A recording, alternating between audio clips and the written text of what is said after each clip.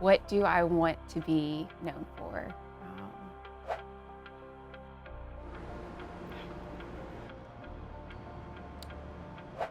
I want to be known for carrying the legacy of my people. I want to ensure that the stories, the names, the work, the sacrifices, the life, the death, the celebration, and the beauty is real, and not just real to me, but real to everyone.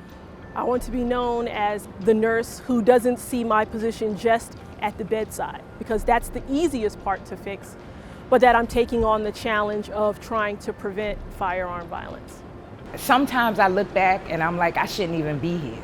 I grew up around a lot of adversity, a lot of challenges. So now that I'm here, I want to be known for the person that came back to our community and made a change. And that is truly what I want to do. We know the influence of data that we're collecting every day. Understanding what real women go through during pregnancy and labor and delivery really impacted my life, and it really changed the goals that I had for myself in research and teaching in the future. I want to be known for changing the game. I want to be known for being able to be compassionate when caring for others. I think I really want to be known for my impact. Standing up and speaking for the people that can't speak for themselves. I want to be known as a change agent. And I hope to train the nurses of the future and share the love of my profession with them.